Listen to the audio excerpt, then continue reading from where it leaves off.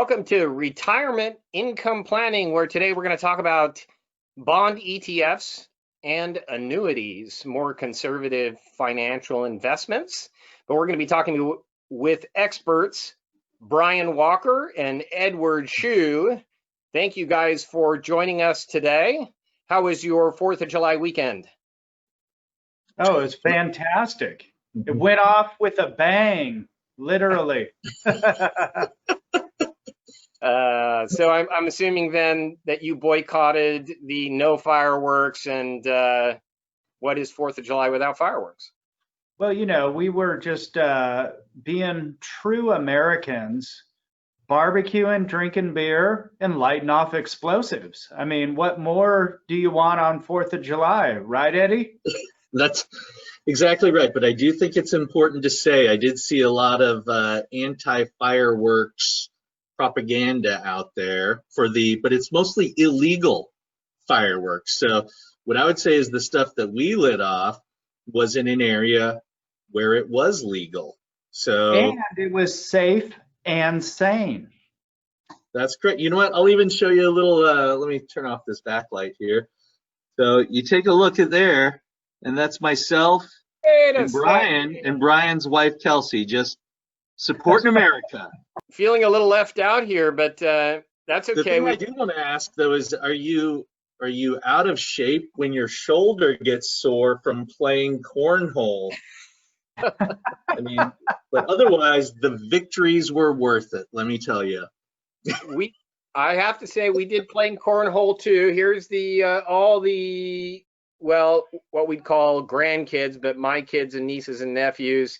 We did our own celebration with a parade around the neighborhood, and yes, we did fireworks too. So yes, we had a good time. We wish we would have joined you. That would have been an even more enjoyable 4th of July, but I'm glad you guys had a good time. But we're here to talk about more kind of guaranteed conservative investments, especially. And of course, I'm hearing not only a Zoom meeting in the background, but somebody's making snow cones. So I'm going to speak up over the snow cone making machine to make sure you guys can hear me.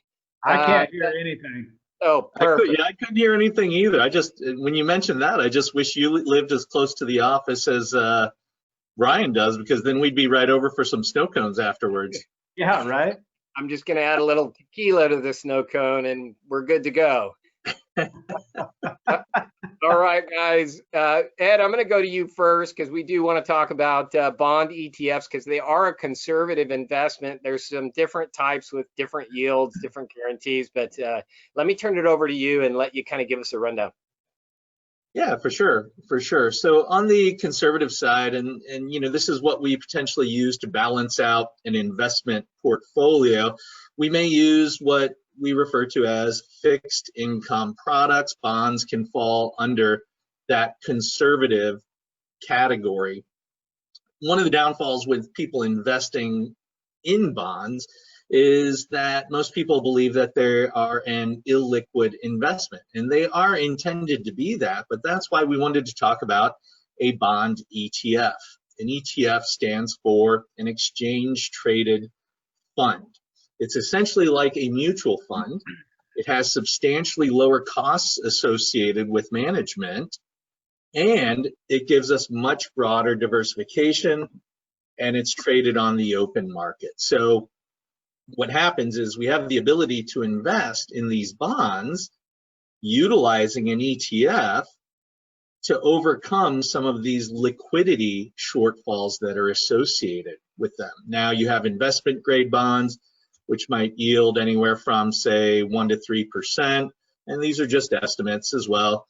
Or you can look at what we call high yield bonds, which in the past were referred to as junk bonds. So it's pretty clear why they changed the name of those, because I always think there's a negative connotation when you hear of an investment that's called junk or a junk bond. But these high yield bonds are essentially companies that are not as highly rated as investment grade bonds, and those could yield anywhere from 3 to as high as 6%. And you know, depending on the rating of the company, it could get a little bit riskier. But with more return comes a little bit more risk, and we're talking about being conservative here. So one of the potential weaknesses within a bond ETF is going to be those lower returns that we get, and those are not guaranteed, right? Within the bond market, one of the risks is the risk of default of the company that's issuing that debt, which is why a lot of people may utilize treasuries backed by the government. But it is a way to implement a conservative strategy while maintaining a degree of liquidity. You also have two other type of bond investments, I bonds and something called TIPS, which stands for Treasury Inflation Protected Security. Now, those have advantages and disadvantages, but the main goal with those is to try to help protect from losses due to inflation. So there's inflation adjustments. And, you know, we could probably do a whole video on just those two investments as well. But realistically, you know, there's not really that many other safer places that we can put our money and have that type of liquidity as well. And really, honestly, Robert, with now that I think about it, with the illiquidity of bonds and the rates of return that we get, you know, the annuity actually might be a better option to replace. If liquidity isn't that big of an issue, we could utilize an annuity to replace that fixed income portion of our investment portfolio, because we could likely get some better returns on less risk, because the bond ETFs could still go negative. Like for the first time in history, you know, investment grade bonds, when we had the market crash because of COVID, you know, we saw a decrease of 6 to 7% in the bond ETF market. Now, that was very quickly corrected through measures that the Fed took, but there still are some risks associated with bonds. So, you know, I know that we've talked about annuities strictly for income purposes, but, you know, we could potentially utilize an annuity just for those returns to replace that fixed income portion. That's a great point, and we'll go to Brian, because Brian, of course, you specialize in all things annuities. Can you give us a rundown, like Ed did with bond ETFs, of the different types of annuities and what purposes they serve? Yeah, I think unfortunately annuities have gotten a bad rap throughout the past few decades. A lot of that is because people don't really understand how they work. And unfortunately, there are probably some insurance salesmen out there that also don't know how they work. So I'm here to tell you that if you like Social Security or you like a pension, well, then you like annuities, because that is those income streams work exactly like an annuity. So in an annuity, you have some various options as far as investments go. You can have some fixed returns, you can have some variable returns, you can have indexed returns. Right now, probably the best option given market conditions, and depending on where you are in your accumulation phase, your retirement phase, your preservation phase, you really want to look at those indexed annuities. And the reason being is the indexed annuities have a protection, a downside guarantee. So they are very, very conservative. You can usually expect anywhere from like a 3 to 5% return on those index annuities. Now, they do have some restrictions when it comes to liquidity. So depending on the annuity, you could be able to withdraw 10% of your balance every year, and there's no penalty. Sometimes they might have what they call a surrender period. So that could be 5 years, 7 years, 10 years, 15 years. It really varies from carrier to carrier and product to product. Now, some of them might say, okay, if you let it sit there for 10 years, then you can turn on a guaranteed income stream. So you have that option as well. So when you're comparing an annuity to bonds, there are some similarities when it comes to the conservative aspect of the investment itself, but the annuity has some added benefits that the bonds can't necessarily give you. But the bonds also give you a lot more liquidity. So as Eddie stated earlier, if liquidity— Well, the bond ETFs at least, right? Yeah. So, and if liquidity isn't an issue, then you might be better off exploring some annuities because of those added benefits that you can receive. And one last thing about annuities, they are also, you're able to categorize them just like you would your brokerage accounts. So you could have taxable annuities, you could have tax deferred annuities, and you can also have tax-free annuities. So depending on how that annuity is structured, or the umbrella that it's under, whether it's taxable, tax deferred, or tax-free, will determine how that income comes to you on a taxable basis. So it is possible to have an annuity that is tax-free and the income comes out tax-free as well. I'm glad you brought that up, Brian, because the bond strategies, the interest that we earn from those bonds can be taxable, right? And so like the I bonds and the tips that I talked about are taxable streams of income. So if you consider the fact that we're being conservative and taking a slightly lower rate, now we've got taxes that are going to eat into some of those earnings as well along the way. Yeah. And I mean, we've all heard of municipal bonds, which are generally federally tax-free. And then if you have the municipal bond, if you live within the area that you have the municipal bond, then it's also state tax-free. But it generally counts toward taxation of our Social Security as well. So yeah. Thanks for bringing up those tax implications. Yeah, no problem. I think that's one of the things that as you and I meet with potential clients, that is the one thing that most people do not account for. They look at their 401ks, their IRAs, and they say, hey, I'm going to be able to get this amount of income from the balance that I've accumulated over decades. And they fail to recognize that all of that income is taxable. So how much of that do they really get to keep? So even, I know we're talking about I bonds, various bonds, ETFs, and annuities, but there's a whole nother layer when you look at the taxation of those types of accounts as well. Are there some unique opportunities to 2020 to reposition assets that you may not have in the future?